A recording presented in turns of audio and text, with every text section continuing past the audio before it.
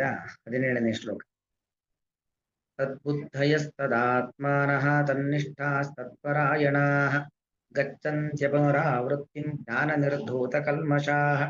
ತದ್ಬುದ್ಧಯಃ ತದಾತ್ಮಾನಃ ತನ್ನಿಷ್ಠಾಃ ತತ್ಪರಾಯಣಾಃ ಗಚ್ಚಂತಿ ಅಪುನರಾವೃತ್ತಿಂ ಜ್ಞಾನನಿರ್ಧೂತಕಲ್ಮಷಾಃ.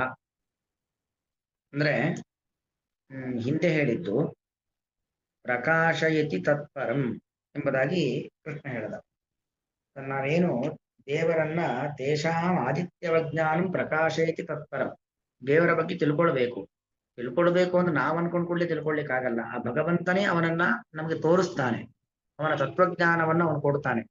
ನಾವು ನಿರಂತರ ಪ್ರಯತ್ನಶೀಲರಾಗಿರಬೇಕು. ಅನೇಕ ಶಾಸ್ತ್ರಗಳನ್ನ ಅಧ್ಯಯನ ಮಾಡಿದಾಗ ದೇವರ ಸ್ವರೂಪ ಇಂಥದ್ದು ಅಂತ ನಮಗೆ ಶಾಸ್ತ್ರದಿಂದ ಗೊತ್ತಾಗತ್ತೆ. ಅದು ಪರೋಕ್ಷ ಜ್ಞಾನ. ಆ ಪರೋಕ್ಷ ಜ್ಞಾನದ ನಂತರದಲ್ಲಿ ಅಪರೋಕ್ಷ ಜ್ಞಾನ ಬರುತ್ತೆ. ಅಪರೋಕ್ಷ ಜ್ಞಾನ ಬಂದರೂ ಕೂಡ ಅಪರೋಕ್ಷ ಜ್ಞಾನ ಬಂದ ತಕ್ಷಣ ಮೋಕ್ಷ ಅಂತಿಲ್ಲ.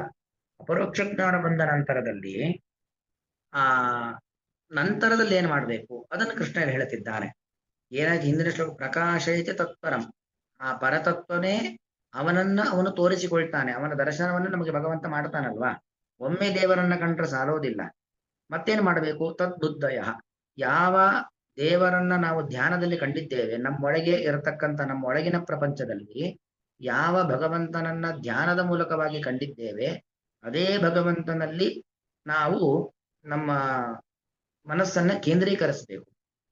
ತದ್ಬುದ್ಧಯ, ಅವನಲ್ಲೇ ನಿರಂತರವಾಗಿ ನಮ್ಮ ಆಲೋಚನೆಯನ್ನೇ ಇಡಬೇಕು. ತದ್ಬುದ್ಧಯ ತದಾತ್ಮಾನಃ, ಆತ್ಮ ಅಂದ್ರೆ ಸ್ವಾಮಿ ಅಂತ ಅರ್ಥ. ಸಹಯೇವ ಆತ್ಮ ಏಷಾಂತೆ ತದಾತ್ಮಾನಃ, ಭಗವಂತನೇ ನಮ್ಮ ಸ್ವಾಮಿ, ನಮ್ಮನ್ನ ನಿಯಮನೆ ಮಾಡುವವನು, ನಮ್ಮ ಎಲ್ಲರ ಒಡೆಯ. ಯಾರದು? ದೇವರು ಮಾತ್ರ. ಅಲ್ಲಿಗೆ ಎಲ್ಲರಿಗಿಂತಲೂ ಸುಪ್ರೀಂ ಅಂದ್ರೆ ಭಗವಂತ ಒಬ್ಬನೇ. ಈ ಪರಿಜ್ಞಾನ ಇರಬೇಕು. ತದ್ಬುದ್ಧಯ ಅಂದ್ರೆ ದೇವರಲ್ಲಿ ನಮ್ಮ ನಿರಂತರವಾಗಿ ನಾವು ದೇವರನ್ನ ಕಾಣುವ ಪ್ರಯತ್ನದಲ್ಲಿ ಇರಬೇಕು. ಅಷ್ಟಮಾತ್ರ ಬರೀ ಕಾಣುವ ಪ್ರಯತ್ನ ಮಾತ್ರ ಅಲ್ಲ, ಕಾಣ್ತಾ ಇರೋದು ಮಾತ್ರ ಅಲ್ಲ. ಸಹಯೇವ ಆತ್ಮ, ದೇವರೇ ನಾವ್ಯಾವ ನಮ್ಮೊಳಗಿನ ಭಗವಂತನನ್ನು ನಾವು ಕಂಡಿದ್ದೇವೆ, ಅವನೇ ನಮ್ಮ ಸ್ವಾಮಿ. ಯಾಕಂದ್ರೆ ಈ ದೇಹದಲ್ಲಿ ಇಬ್ಬರಿದ್ದಾರೆ, ಒಬ್ಬ ಜೀವ ಮತ್ತೊಬ್ಬ ಪರಮಾತ್ಮ. ನಾನು ಸ್ವಾಮಿ ಅಲ್ಲ, ಅಂದ್ರೆ ಜೀವನಾಗಿರುವಂತ ನಾವಿದ್ದೀವಲ್ಲ, ನಾವು ಸ್ವಾಮಿ ಅಲ್ಲ, ನಾವು ಒಡೆಯರಲ್ಲ, ನಾವು ಸುಪ್ರೀಂ ಅಲ್ಲ. ಸುಪ್ರೀಂ ಯಾರು ಅಂದ್ರೆ ಭಗವಂತ, ಅವನೇ ನಮ್ಮ ಸ್ವಾಮಿ. ತದಾತ್ಮಾನಃ, ದೇವರು ನಮ್ಮ ಸ್ವಾಮಿ ಅಂತ ತಿಳ್ಕೊಳ್ಬೇಕು. ಒಂದು ಕ್ಷಣ ತಿಳ್ಕೊಂಡು ಮತ್ತೆ ವಿಪರೀತವಾಗಿ ತಿಳ್ಕೊಳ್ಳೋದಲ್ಲ. ತನ್ನಿಷ್ಠ, ಅದೇ ವಿಚಾರದಲ್ಲಿ ನಮಗೆ ಆಗ್ರಹ. ಹೌದು, ದೇವರೇ ನಮ್ಮೆಲ್ಲರ ಸ್ವಾಮಿ, ಆ ಭಗವಂತನೇ ನಮ್ಮೊಳಗಿನ ಭಗವಂತ ಇದ್ದಾನಲ್ಲ, ಅವನೇ ನಮ್ಮ ಸ್ವಾಮಿ ಎಂತಕ್ಕಂತಹ ನಿಶ್ಚಯ, ದೃಢವಾದ ನಿಶ್ಚಯ ಇರಬೇಕು. ತನ್ನಿಷ್ಠಾ ತತ್ಪರಾಯಣ. ತತ್ಪರಾಯಣ ಅಂದ್ರೆ ಸಹಯೇವ ಪರಃ ಯೇಷಾಂತೆ ತತ್ಪರಾಯಣ, ಭಗವಂತನೇ ನಮ್ಮ ಪರತತ್ರ, ಭಗವಂತನೇ ನಮ್ಮ ಪರತತ್ವ ಎಂಬುದಾಗಿ ನಮಗೇನಾಗಿರಬೇಕು? ಒಂದು ದೃಢವಾದ ನಿಶ್ಚಯ. ಸಹಯೇವ ಪರಂ ಅಯನಂ, ನಾವು ಹೋಗಿ ನಮ್ಗೇನೋ ಕಷ್ಟ ಬಂತು, ತೊಂದರೆ ಬಂತು, ಅನಾರೋಗ್ಯ ಬಂತು, ನಮ್ಗೆ ಒಳ್ಳೇದಾಯ್ತು, ನಮ್ಮ ಒಳ್ಳೇದು ಕೆಟ್ಟದ್ದು ಎಲ್ಲದನ್ನು ಮುಖ್ಯವಾಗಿ ನಾವು ಯಾರಿಗೆ ಸಮರ್ಪಣೆ ಮಾಡಬೇಕು, ಯಾರಲ್ಲಿ ಹಂಚಿಕೊಳ್ಳಬೇಕು, ಯಾರಿಂದ ಇದು ನಮಗಾಯ್ತು ಅಂತ ತಿಳ್ಕೊಳ್ಬೇಕು ಅಂದ್ರೆ ಭಗವಂತನಿಂದಲೇ. ಅವನೇ ನಮ್ಮೆಲ್ಲರಿಗೂ ಮುಖ್ಯ ಆಶ್ರಯ. ತತ್ಪರಾಯಣ, ಭಗವಂತನೇ ನಮ್ಮ ಪರತತ್ವ ಎಂಬುದಾಗಿ ತಿಳ್ಕೊಳ್ಬೇಕು. ತತ್ಪರಾಯಣ, ಇಂತಹ ವ್ಯಕ್ತಿಗಳು ಜ್ಞಾನ ನಿರ್ಧೂತ ಕಲ್ಮಷಃ. ಇಷ್ಟೆಲ್ಲ ಪರಿಜ್ಞಾನ, ಮೊದಲು ದೇವರನ್ನ ಕಾಣಬೇಕು, ಅಪರೋಕ್ಷ ಜ್ಞಾನ ಬಂತು. ಬಂದ್ಮೇಲೆ ತದ್ಬುದ್ಧಯ, ಭಗವಂತನಲ್ಲೇ ನಮ್ಮ ಬುದ್ಧಿಯನ್ನ ಕೇಂದ್ರೀಕರಿಸಬೇಕು. ತದಾತ್ಮಾನಃ, ಭಗವಂತನೇ ನಮ್ಮ ಸ್ವಾಮಿ ಅಂತ ತಿಳ್ಕೊಳ್ಬೇಕು. ಸ್ವಾಮಿ ಅಂತ ಒಂದು ಕ್ಷಣ ತಿಳ್ಕೊಂಡು ಮರೆತರಾಗೋದಿಲ್ಲ. ತನ್ನಿಷ್ಠ, ಅದೇ ವಿಚಾರದಲ್ಲಿ ನಮಗೆ ದೃಢವಾದ ವಿಶ್ವಾಸ, ನಂಬಿಕೆ ಇರಬೇಕು. ಅದು ಹೌದು ಅನ್ನೋ ಸತ್ಯ ಅರಿವಾಗಬೇಕು. ತತ್ಪರಾಯಣ, ಭಗವಂತನೇ ನಮಗೆ ಎಲ್ಲಾ ಸಂದರ್ಭದಲ್ಲೂ ನಮಗೆ ಆಶ್ರಯ. ಅನ್ಯಥಾ ಶರಣಂ ನಾಸ್ತಿ ತ್ವಮೇವ ಶರಣಂ ಮಮ, ನಮಗೆ ಯಾರೂ ರಕ್ಷಕರಿಲ್ಲ, ನೀನೇ ನಮ್ಮ ರಕ್ಷಕ ಎಂತಕ್ಕಂಥ ಒಂದು ದೃಢವಾದ ನಂಬಿಕೆ ಭಾವನೆ ನಮಗಿರಬೇಕು. ಹೀಗಿರ್ತಕ್ಕಂಥ ವ್ಯಕ್ತಿಗಳು, ಹೀಗೆ ನಿರಂತರ ಉಪಾಸನೆಯನ್ನು ಮಾಡತಕ್ಕಂಥ ವ್ಯಕ್ತಿಗಳು ಜ್ಞಾನದಿಂದಾಗಿ ನಿರ್ಧೂತ ಕಲ್ಮಷರಾಗಿ, ಜ್ಞಾನ ನಿರ್ಧೂತ ಕಲ್ಮಷಃ, ಜ್ಞಾನದ ಮೂಲಕ ನಮ್ಮ ಎಲ್ಲಾ ಕಲ್ಮಷಗಳು. ಕಲ್ಮಷ ಅಂದ್ರೆ ಏನು? ನಮ್ಮ ಜೊತೆಯಲ್ಲಿ ಇರತಕ್ಕಂಥ ಕರ್ಮದ ಲೇಪ, ಕರ್ಮದ ಒಂದು ಸ್ಟಾಕ್ ಏನಿದೆ ಅದೆಲ್ಲವೂ ಕಳೆದು ಹೋಗುತ್ತೆ.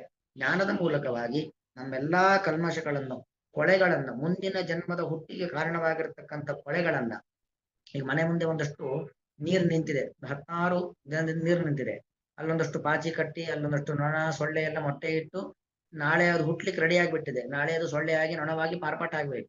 ನಾವು ಕ್ಲೀನ್ ಆಗಿ ಬ್ಲೀಚಿಂಗ್ ಪೌಡರ್ ಹಾಕಿ ವಾಶ್ ಮಾಡಿಬಿಟ್ರೆ ಮತ್ತದು ಹುಟ್ಟೋದೇ ಇಲ್ಲ. ಹಾಗೆ ಜ್ಞಾನ ಜ್ಞಾನ ಬರ್ತಾ ಇದ್ದ ಹಾಗೆ ನಮ್ಮ ಒಳಗಡೆ ಇನ್ನೂ 16 ಜನ್ಮ ಹುಟ್ಟು ಬರ್ಲಿಕ್ಕೆ ಒಂದಷ್ಟು ಅಲ್ಲಿ ಮೊಟ್ಟೆಗಳು ಸಂಗ್ರಹವಾಗಿರುತ್ತೆ. ಅದು ಹುಟ್ಟಕ್ಕೆ ಅವಕಾಶನೇ ಇಲ್ಲ. ಯಾಕೆ? ಜ್ಞಾನದ ಮೂಲಕವಾಗಿ ಆ ಎಲ್ಲ ಮೊಟ್ಟೆಗಳನ್ನು ಒಡೆದು ನಾಶ ಮಾಡಿಬಿಟ್ಟಿದ್ದೇವೆ. ಅಂದ್ರೆ ಕೊಳಕನ್ನ ಕ್ಲೀನ್ ಮಾಡಿದಾಗ, ಕೊಳಕಿದ್ರಲ್ಲಿ ಸೊಳ್ಳೆ ನೊಣ ಹುಟ್ಟೋದು, ಕೊಳಕೆ ಇಲ್ಲ ಅಂದ್ರೆ ಸೊಳ್ಳೆ ನೊಣ ಹುಟ್ಟೋದಿಲ್ಲ. ಅದೇ ರೀತಿ ನಮ್ಮ ಇನ್ನು ಅನೇಕ ಜನ್ಮ ಪ್ರಾಪ್ತಿಗೆ ಕಾರಣವಾಗಿರ್ತಕ್ಕಂತಹ ಆ ಪ್ರಾರಬ್ಧ ಕರ್ಮ ಅಂತ ಏನಿರುತ್ತೆ ಅದು ನಾಶವಾಗತ್ತೆ. ಜ್ಞಾನ ನಿರ್ಧೂತ ಕಲ್ಮಶ, ಜ್ಞಾನದ ಮೂಲಕವಾಗಿ ನಮ್ಮ ಕಲ್ಮಶಗಳೆಲ್ಲ ತೊಳ್ಕೊಂಡವರಾಗಿ ಅಪುನರಾವೃತ್ತಿಂ ಗಚ್ಚಂತಿ. ಪುನರಾವೃತ್ತಿ ಅಂದ್ರೆ ಏನು?